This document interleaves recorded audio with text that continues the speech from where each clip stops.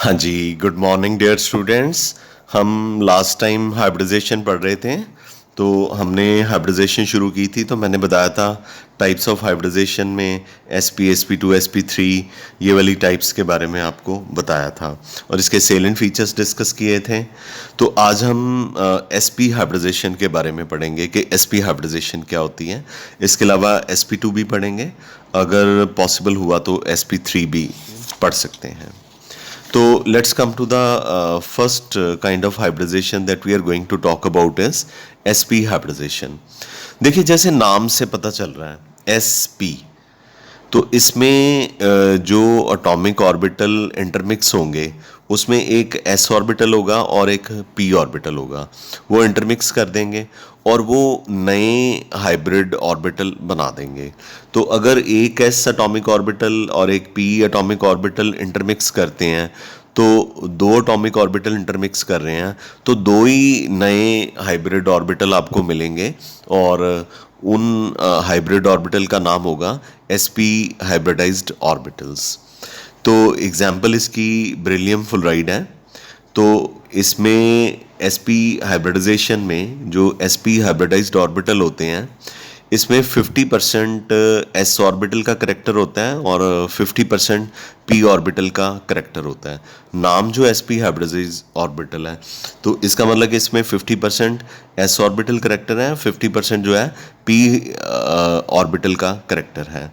तो एग्जाम्पल इसकी beryllium fluoride है और शेप जो मॉलिक्यूल की बनेगी वो लीनियर, और या इस हाइब्रिडाइजेशन को डायगोनल हाइब्रिडाइजेशन भी कहते हैं, और जो शेप होगी मॉलिक्यूल की वो लीनियर होगी।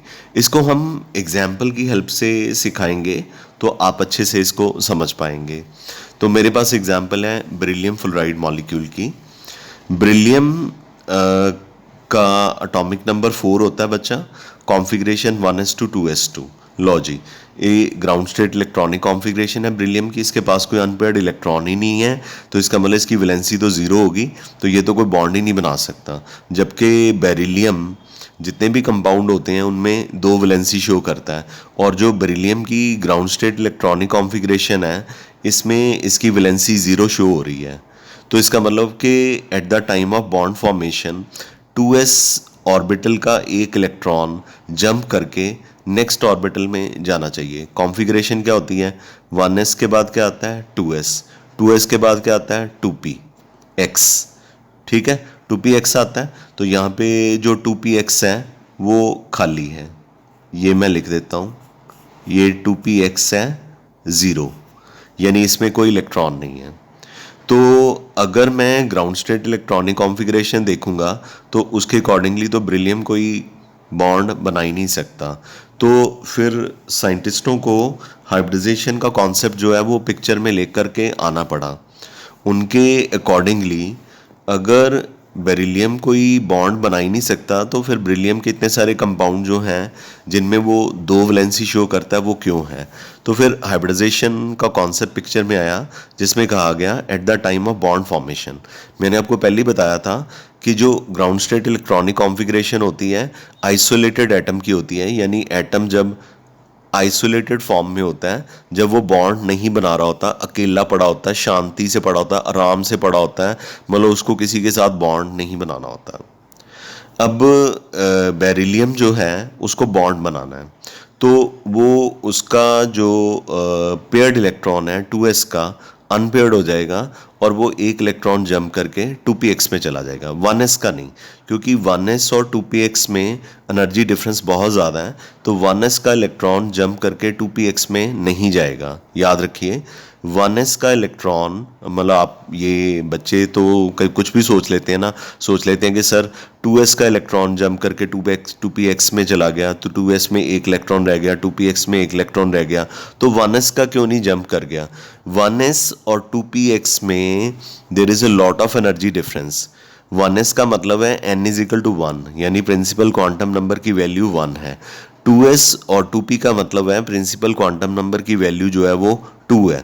तो इसका मतलब 1s का इलेक्ट्रॉन नहीं एक्साइटेड स्टेट में जाएगा, बल्कि जो अप्रॉक्सीमेटली नियरली सेम एनर्जी के ऑर्बिटल होते हैं, उनके इलेक्ट्रॉन की अनपेयरिंग होती है। तो 2s का जो इलेक्ट्रॉन है वो जंप करके 2px में चला जाएगा। अब क्या होगा, 2s के पास एक इलेक्ट्रॉन हो गया, 2px के पास एक इलेक्ट्रॉन हो गया। अब हो गए ना दो इलेक्ट्रॉन अनपेयर्ड। अब ये दो अनपेयर्ड इलेक्ट्रॉन जिसके साथ भी बॉन्ड बनाना है, जैसे एग्जाम्पल बेरिलियम फुलराइड है, तो दो फुलरीन आएंगे, एक फुलरीन आएगा, अपना एक इलेक्ट्रॉन इस इलेक्ट्रॉन से शेयर करेगा, तो एक बॉन्ड बन गया। एक और फुलरीन आएगा, अपना एक इलेक्ट्रॉन इसके साथ शेयर करेगा, तो एक और बॉन्ड बन गया। पर फुलरीन कहता है कि एक मैं 2s से बॉन्ड बनाऊँ, एक मैं 2px से बॉन्ड बनाऊँ। तो यहाँ पे हाइब्रिडाइजेशन का कॉन्सेप्ट जो है वो पिक्चर में आता है। तो हाइब्रिडाइजेशन ने कहा कि दोनों की शक्लें ही अलग हैं, 2s स्फेरिकल है, 2px डम्बेल शेप है, क्यों ना इनको इंटरमिक्स कर दिया जाए और एक नया ऑर्बिटल बना दिया जाए जिसका नाम हाइब्रिडाइज्ड ऑर्बिटल हो। अब इंटरमिक्स करने के लिए कितने ऑर्बिटल हैं? दो, एक s एक p, तो दो ही नए ऑर्बिटल बन गए। ये देखिए दो कैसे, ये एक हाइब्रिडाइज्ड ऑर्बिटल और ये उसका छोटा पार्ट नजर आ गया। मैंने क्या बताया था कि हाइब्रिडाइज्ड ऑर्बिटल कैसा होता है? मैंने बताया था हाइब्रिडाइज्ड ऑर्बिटल ऐसा होता है, एक बड़ा लोब होता है, एक छोटा लोब होता है। ठीक है, ठीक है, एक बड़ा लोब होता है, एक छोटा लोब होता है।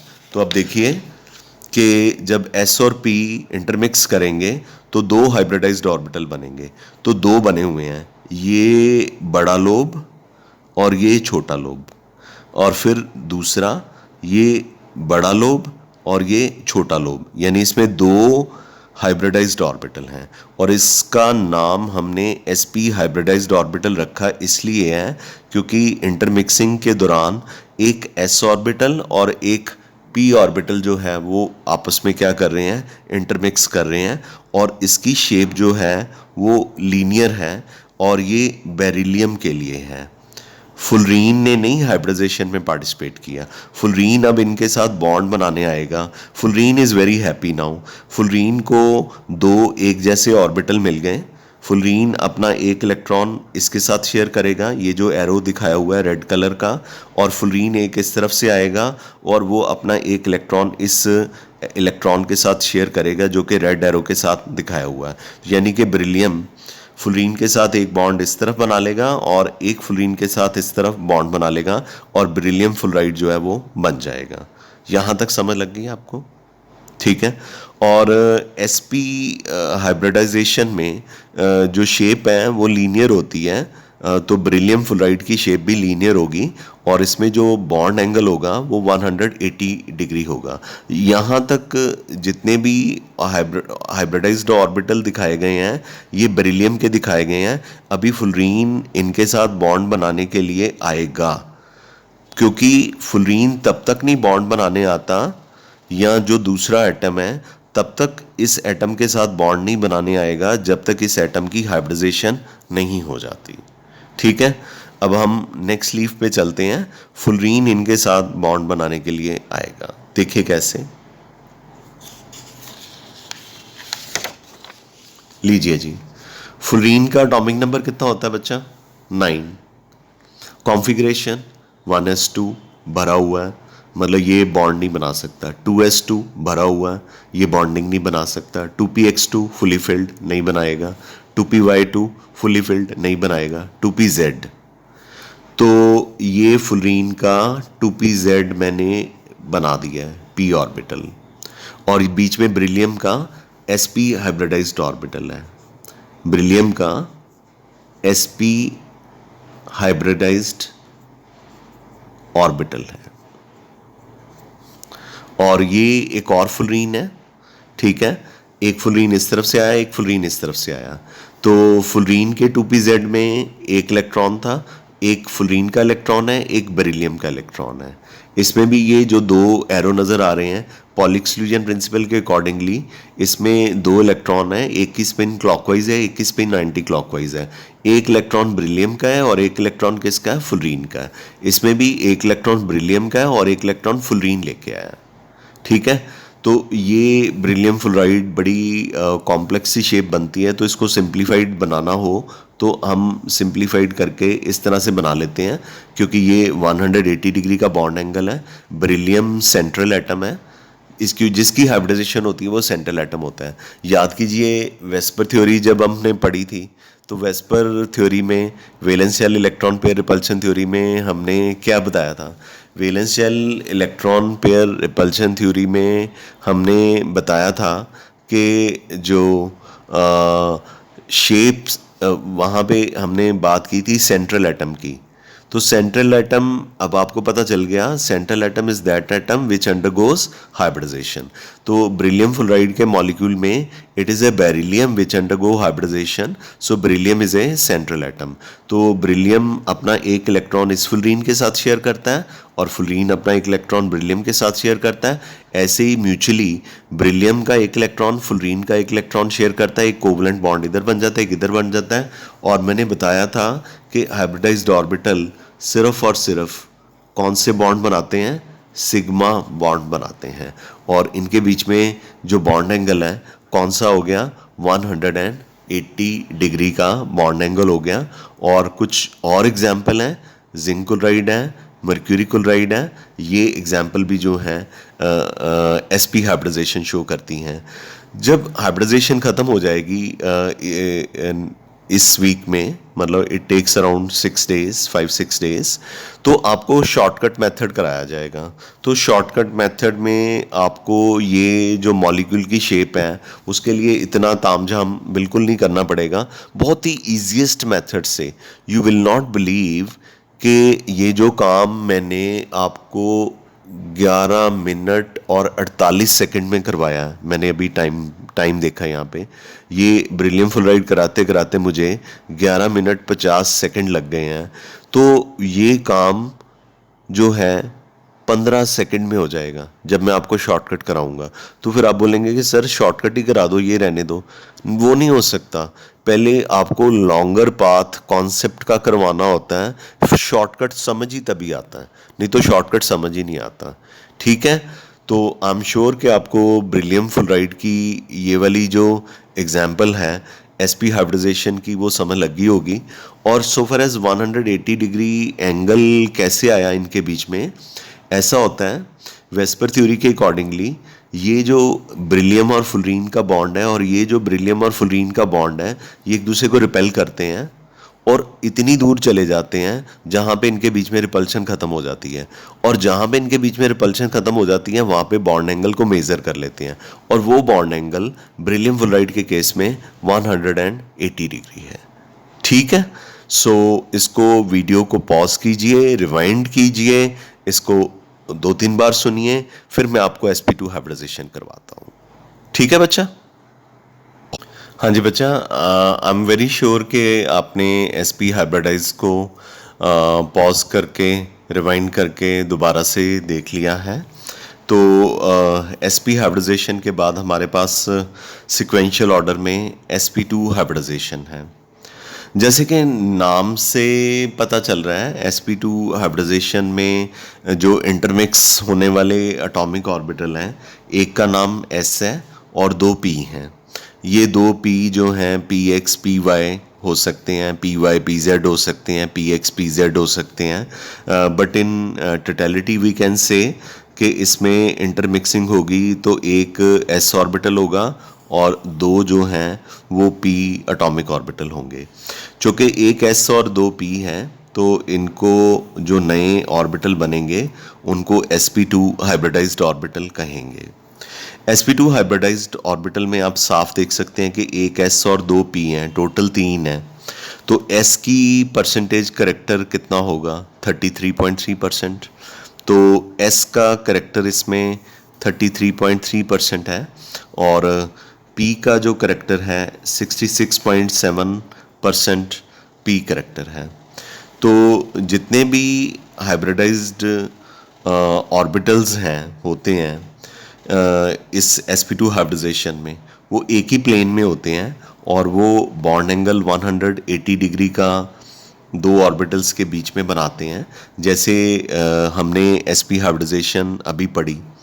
तो उसमें दो हाइब्रिडाइज्ड ऑर्बिटल के बीच में जो बॉन्ड एंगल था 180 डिग्री था और वो शेप मॉलिक्यूल की लीनियर थी। लेकिन यहाँ पे जो बॉन्ड एंगल है sp2 हाइब्रिडाइज्ड ऑर्बिटल में वो 120 डिग्री है। ये मैंने जैसे कि अभी बताया आपको कि ये जो बॉन्ड एंगल इस बात पे डिपेंड करता है कि ये जो बॉन्ड पेयर होते हैं, जैसे बेरिलियम फ्लोराइड और बेरिलियम का फ्लोरीन का जो बॉन्ड है, बॉन्ड पेयर एक दूसरे को कितना रिपेल करते हैं और कहाँ पे जाके इनकी रिपल्शन खत्म हो जाती है। जहाँ पे रिपल्शन खत्म हो जाती है वहाँ पे बॉन्ड जो बनता है उसी को बॉन्ड एंगल कहा जाता है। तो जो sp2 हाइब्रिडाइजेशन है उसमें बॉन्ड एंगल 120 डिग्री का बनता है और इस अरेंजमेंट को ट्रायगोनल प्लेनर अरेंजमेंट कहा जाता है। ठीक है, तो अब मैं इसको एक एग्जांपल यानी कि BF3 जो कि सबसे पॉपुलर एग्जांपल है आपके सिलेबस की, उसके साथ इसको एक्सप्लेन करूँगा। तो देखिए, ये कैलिडोस्कोप की तरह लग रहा है ना ये डायग्राम्स। हमें ऐसी डायग्राम्स पेपर में बनाने की ज़रूरत नहीं पड़ती, हमें सिंप्लीफाइड बॉन्ड्स के साथ ही बस डायग्राम बना लेनी होती है, दैट इज़ सफिशिएंट। पर चलो, पहली बार तो आपको ये सारा समझना ही है। तो एग्जाम्पल है sp2 हाइब्रिडाइजेशन की बोरोन ट्राइफ्लोराइड। तो बोरोन का एटॉमिक नंबर 5 होता है, configuration 1s2 2s2 2px1 2py खाली है, ग्राउंड स्टेट इलेक्ट्रॉनिक कॉन्फ़िगरेशन है। अगर इसकी ग्राउंड स्टेट इलेक्ट्रॉनिक कॉन्फ़िगरेशन को देखें ध्यान से तो इसके पास अनपेयर्ड इलेक्ट्रॉन का नंबर जो है वो एक ही है, ओनली वन अनपेयर्ड इलेक्ट्रॉन। इसका मतलब कि बोरोन एक ही बॉन्ड बना सकता है, but on the contrary boron एक बॉन्ड नहीं बनाता, बोरोन बल्कि 3-3 बॉन्ड बनाता है। बोरोन एक बॉन्ड नहीं बनाता, 3-3 बॉन्ड बनाता है। बोरोन अगर 3 बॉन्ड बनाता है तो इसका मतलब 2s ऑर्बिटल की जो पेयरिंग है, इसका एक इलेक्ट्रॉन अनपेयर्ड होके 2py में चला जाएगा, क्योंकि 2px के बाद 2py होता है तो एक्साइटेड स्टेट में चला जाएगा। तो ये इलेक्ट्रॉन 2s से जंप करके 2py में चला गया। अब 2s के पास क्या हो गया, 1 इलेक्ट्रॉन, 2px के पास क्या हो गया, 1 इलेक्ट्रॉन, 2py के पास क्या हो गया, 1 इलेक्ट्रॉन। और ये कौन सी कॉन्फ़िगरेशन है, एक्साइटेड स्टेट इलेक्ट्रॉनिक कॉन्फ़िगरेशन। अब हमारे पास 3 अनपेयर्ड इलेक्ट्रॉन है।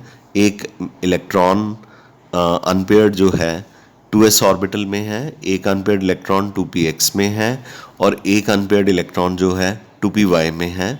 चूँकि इलेक्ट्रॉन 2s से जंप करके 2py में गया है तो इसको एक्साइटेड स्टेट इलेक्ट्रॉनिक कॉन्फ़िगरेशन बोलेंगे।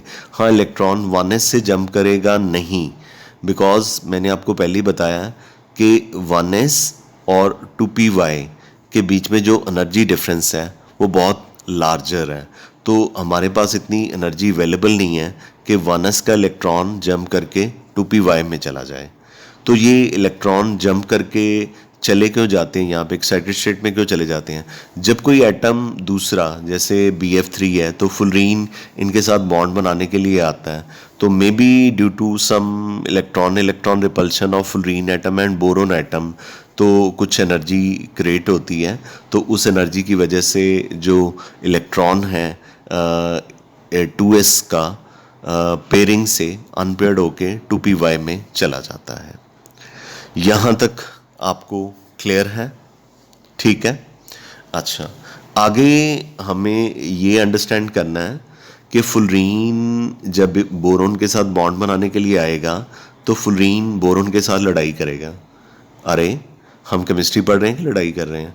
अरे ऐसा है ना कि फ्लोरीन बोरोन को बोलेगा, भाई मैं तेरे साथ कैसे कंबाइन करूं, तेरा एक इलेक्ट्रॉन 2s में है जो कि स्फेरिकल है, एक इलेक्ट्रॉन तेरा 2px में है और उसमें इलेक्ट्रॉन की जो ओरिएंटेशन है x एक्सिस की तरफ है, और एक इलेक्ट्रॉन तेरा 2py ऑर्बिटल में है। मैं फ्लोरीन बेचारा कैसे आप तीनों के साथ अलग अलग, 3 फ्लोरीन कैसे आप तीनों ऑर्बिटल के साथ अलग अलग कंबाइन करेंगे, आप अपना कुछ कीजिए। वो कहते हैं ये कौन सी बड़ी बात है, बोरोन के इलेक्ट्रॉन कहते हैं, बोरोन के ऑर्बिटल फ्लोरीन को कहते हैं हमारे पास तुम्हारी प्रॉब्लम का सल्यूशन है। तो फ्लोरीन बोरोन को पूछता है क्या सल्यूशन है, कहता है कि हम ना इकट्ठे हो जाते हैं, यानी 2s 2px 2py हम ना इंटरमिक्स हो जाते हैं। इंटरमिक्स होके ना तीन ऐसे नए ऑर्बिटल बनाएंगे जिनकी तीनों की एनर्जी सेम होगी और तीनों की जो शेप है वो भी सेम होगी, और पर उनका नाम हमें हाइब्रिडाइज्ड ऑर्बिटल रखना पड़ेगा। फुलीन कहता कोई बात नहीं, मुझे कोई ऑब्जेक्शन नहीं है। तो इस तरह से एक s और दो p के ऑर्बिटल यानी s px py ये तीनों ऑर्बिटल इंटरमिक्स हो जाते हैं और sp2 हाइब्रिडाइजेशन क्रिएट होती है। तो sp2 हाइब्रिडाइजेशन नाम इसलिए पड़ा है क्योंकि इसमें एक s ऑर्बिटल पार्टिसिपेट कर रहा है और दो p ऑर्बिटल पार्टिसिपेट कर रहे हैं। अब टोटल हाइब्रिड ऑर्बिटल कितने बनेंगे? 3। तो देखिए 3 हैं। आप इस एक्सिस पे देखिए, ये बड़ा लोब, उसके ऑपोजिट एक छोटा लोब। छोटे लोब में नेगेटिव साइन होता है। लग गया पता? अच्छा, ये बड़ा लोब इस एक्सिस पे नज़र आ रहा है और ये छोटा लोब उसके ऑपोजिट। छोटा लोब जो है वो बॉन्डिंग में पार्टिसिपेट नहीं करता, जो बड़ा लोब होता है उसमें इलेक्ट्रॉन क्लाउड होता है, वो बॉन्डिंग में पार्टिसिपेट करता है। ये एक बड़ा लोब इस एक्सिस पे और ये छोटा लोब उसके ऑपोजिट। तो हाइब्रिडाइज्ड ऑर्बिटल की ये आइडेंटिफिकेशन है, बड़े लोब के साथ छोटा लोब बनाना ज़रूरी है। अगर बड़े लोब के साथ आप छोटा लोब नहीं बनाएंगे तो वो ऑर्बिटल जो है p ऑर्बिटल की तरह लगेगा, हाइब्रिडाइज्ड ऑर्बिटल की तरह नहीं लगेगा। हाइब्रिडाइज्ड ऑर्बिटल की आइडेंटिफिकेशन वंस अगेन मैं आपको बताना चाहूँगा, रादर मैंने बताई भी कि हाइब्रिडाइज्ड ऑर्बिटल की पहचान यही होती है। ये स्क्वायर बॉक्स रेक्टेंगुलर बॉक्स में बता रहा हूँ कि एक बड़ा लोब होता है और एक क्या होता है? छोटा लोब होता है।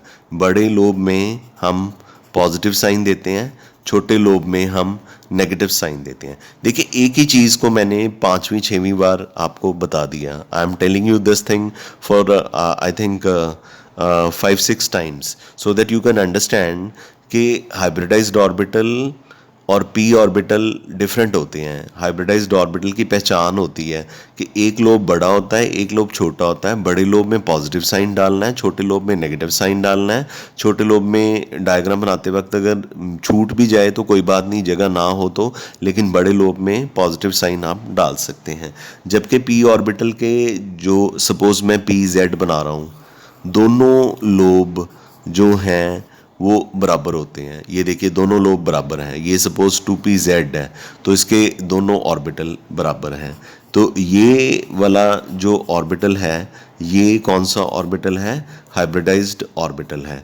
तो अब आपको hybridised orbital versus 2p orbital के बीच में जो आइडेंटिफिकेशन है या क्लैरिटी है वो हो चुकी है कि हाइब्रिडाइज्ड ऑर्बिटल और 2p ऑर्बिटल जो हैं वो एक दूसरे से कैसे डिफ़र करते हैं। यहाँ तक मेरे ख्याल से आपको क्लियर हो गया होगा। ठीक है, क्लियर है? हैं? मैं एक गुट पानी पी लूँ? 1 मिनट होल्ड कीजिए। हाँ जी, तो जब क्लास में पढ़ाते हैं टीचर तब भी तो वो बीच में पानी पी लेते हैं ना कभी, तो मुझे भी ज़रूरत पड़ जाती है कई बार। तो आपको हाइब्रिडाइज्ड और 2p ऑर्बिटल की आइडेंटिफिकेशन अच्छे से होगी ना कि हाइब्रिडाइज्ड ऑर्बिटल में एक बड़ा लोब होता है, एक छोटा लोब होता है। 2p ऑर्बिटल में दोनों लोब एक जैसे होते हैं और दोनों में इलेक्ट्रॉन क्लाउड जो है उसकी प्रोबेबिलिटी इक्वल होती है। इसमें भी इलेक्ट्रॉन हो सकता है, उसमें भी इलेक्ट्रॉन हो सकता है, लेकिन इसमें सिर्फ इलेक्ट्रॉन बड़े लोब में होता है, छोटे लोब में नहीं जाता। चलो आगे चलते हैं। बहुत बार आपको ये बता दिया। तो ये 3 sp2 हाइब्रिडाइज्ड ऑर्बिटल बन गए किसके? बोरोन के। किसके? बोरोन के, क्योंकि हाइब्रिडाइजेशन किसकी हुई है? बोरोन की। और जिसकी हाइब्रिडाइजेशन होती है वो कौन सा एटम होता है? उसको हम कहते हैं सेंट्रल एटम। कौन सा एटम कहते हैं? Central atom, right? ठीक है, ये positive sign, negative sign, positive sign, छोटा ऑपोजिट साइड पे नेगेटिव, पॉजिटिव, नेगेटिव, और इनके बीच में जो बॉन्ड एंगल है 120 है। और ये जो शेप है इसे ट्रायगनल प्लेनर कह सकते हैं या ट्रायंगुलर प्लेनर भी कह सकते हैं, आपकी मर्जी है। कई किताबों में ट्रायंगल प्लेनर लिखा होता है, कईयों में ट्रायंगुलर प्लेनर लिखा होता है। तो ये आपको 3 लोब्स यानी कि 3 sp2 हाइब्रिडाइज्ड ऑर्बिटल मिल गए। ये कौन से हाइब्रिडाइज्ड ऑर्बिटल हैं? sp2। कौन से? sp2। कौन से? sp2। तो इनके बीच में बॉन्ड एंगल 120 है, यानी 120 डिग्री के एंगल पे इनके बीच में रिपल्शंस ख़त्म हो गई। चलो जी, ये तो हो गया बोरोन का काम। अब फुलरीन 3 मॉलिक्यूल का नाम क्या है? BF3। अब 3 फुलरीन आएंगे। तो ये पहला फुलरीन है, इस तरफ से मैं मतलब इसको ले लेता हूँ लेफ्ट साइड से। ये पहला फुलरीन है, ये फुलरीन का p ऑर्बिटल है। तो एक जिसमें इलेक्ट्रॉन है उसको पॉजिटिव साइन दे दिया मैंने, और जिसमें इलेक्ट्रॉन मैंने अज्यूम कर लिया कि इस लोब में नहीं है, क्योंकि दोनों लोब इकट्ठे तो नहीं ना इसके साथ इलेक्ट्रॉन शेयर कर सकते हैं। तो एक लोब जिसको पॉजिटिव साइन दे दिया, इसके पास एक इलेक्ट्रॉन था, रेड कलर से दे दिया, और बोरोन के पास भी एक इलेक्ट्रॉन था। दोनों ने अपना एक एक इलेक्ट्रॉन शेयर किया और इनके बीच में क्या बन गया? Sigma bond. और एक फुलरीन इधर से आया और उसने भी अपना एक इलेक्ट्रॉन बोरोन के इलेक्ट्रॉन से शेयर किया, 2 डॉट्स नज़र आ रहे हैं, सिग्मा बॉन्ड बन गया। और एक फुलरीन इधर से आया, वो एक इलेक्ट्रॉन फुलरीन का है और एक बोरोन का है, और दोनों ने अपना एक एक इलेक्ट्रॉन शेयर किया और इनके बीच में क्या बन गया? Sigma bond. तो ऐसी डायग्राम्स जो हैं, जो कि बड़ी कम्बरसम नज़र आ रही हैं, एग्ज़ाम में ड्रॉ नहीं करनी होती। आप एग्ज़ाम में ये वाली तो ड्रॉ करनी होती है क्योंकि हाइब्रिडाइजेशन बतानी होती है, पर उसके बाद आप ये वाली डायग्राम जो है वो स्किप कर सकते हैं, उसकी जगह पे ये लिख सकते हैं। बोरोन सेंटर में दिखा दीजिए। ट्रायंगल प्लेनर दिखाना ना, तो एक ट्रायंगल ही दिखानी है ना, तो ट्रायंगल आपको पता ही है। तो अगर हम इनको मिलाएं तो आपको नहीं लगता कि ये ट्रायंगल बन ही जाएगा, है ना? तो ये बन ही गया ट्रायंगल। तो ये आपका BF3 हो गया। और हर BF बॉन्ड के बीच में जो बॉन्ड एंगल है वो कितना है? 120 डिग्री है। यहाँ पे ये मॉलिक्यूल जो है वो स्टेबल है। तो ये डायग्राम आप स्किप कर सकते हैं, ये मैंने आपको आपकी अंडरस्टैंडिंग के लिए दिखाई है। एक लास्ट चीज़ मैं आपको बताना चाहता हूँ, यहाँ पे मैंने लिखा है फुलरीन 2pZ1। तो मैंने जब बेरिलियम फुलराइड भी बताया था तो मैंने बताया था कि फुलरीन का एटॉमिक नंबर कितना होता है? 9 होता है। तो ये क्या हो गया? 1s2 2s2 2px2 2py2 2pz1। अब 1s में 2 इलेक्ट्रॉन है, पेयर्ड है, ये तो बॉन्डिंग में पार्टिसिपेट नहीं कर सकते। 2s भी पेयर्ड है, 2px भी पेयर है, 2py में भी पेयर है इलेक्ट्रॉन का, 2pz में एक इलेक्ट्रॉन है। सिर्फ 2pz वाला जो इलेक्ट्रॉन है वही फुलरीन बोरोन के साथ अपना इलेक्ट्रॉन शेयर कर सकता है। इसीलिए यहाँ पे fullerene is equal to 2pz1 लिखा हुआ है। लग गया पता? इसीलिए यहाँ पे भी fullerene is equal to 2pz1 लिखा हुआ है, क्योंकि बाकी तो सारे जो ऑर्बिटल हैं फुलरीन के वो फिल्ड हैं, फुली फिल्ड हैं। यानी कि एक ऑर्बिटल में 2 इलेक्ट्रॉन होते हैं, तो ये फुली फिल्ड हैं, तो ये तो बॉन्डिंग में पार्टिसिपेट नहीं कर सकते। तो 2pz वाला जो एक इलेक्ट्रॉन है वो अपना एक इलेक्ट्रॉन शेयर कर रहा है बोरोन के साथ। तो एक इलेक्ट्रॉन सर बोरोन का है, मैडम एक बोरोन का है। जितने भी बच्चे और बच्चियाँ पढ़ रहे हैं, सर एंड मदाम, तो बादाम नहीं तो एक इलेक्ट्रॉन बोरोन का है, एक फुलरीन का है, और एक स्टेबल सिग्मा बॉन्ड यहाँ पे बन रहा है। ओवरलैपिंग का एक्सटेंट जो है बहुत ज़्यादा है। तो सेंट्रल एटम की हाइब्रिडाइजेशन होती है, फुलरीन जो है साइड एटम है, साइड एटम की हाइब्रिडाइजेशन नहीं होती। आई एम वेरी श्योर कि मैंने पूरा जस्टिफिकेशन करने की कोशिश की है कि हाइब्रिडाइजेशन का कॉन्सेप्ट आपका जो है ब्लैक बोर्ड से भी ज़्यादा अच्छा जो है इस पेपर पे हो पाया है। I am satisfied, I am very sure कि आपको भी ये अच्छे से समझ लग जाएगा। अच्छा, अब मैंने यहाँ पे गोले 3 बार बनाया हुआ है, 120 120 120। अरे ज़रूरी नहीं कि आप 3 बार 120 120 120 बनाओ, एक बार ही बना दो 120, दैट इज़ सफिशेंट। मतलब हमें वहाँ पे ये शो करना है फुलरीन बोरोन फुलरीन, के बीच में बॉन्ड एंगल 120 है, फ्लोरीन बोरोन फ्लोरीन के बीच में बॉन्ड एंगल 120 है। तो 3 है, तो तीनों में से किसी एक में आप दिखा दीजिए जैसे यहाँ पे दिखाया हुआ है। That is all about it. Thank you, we call it a day. Love you all, I hope you understand this nicely. Great day.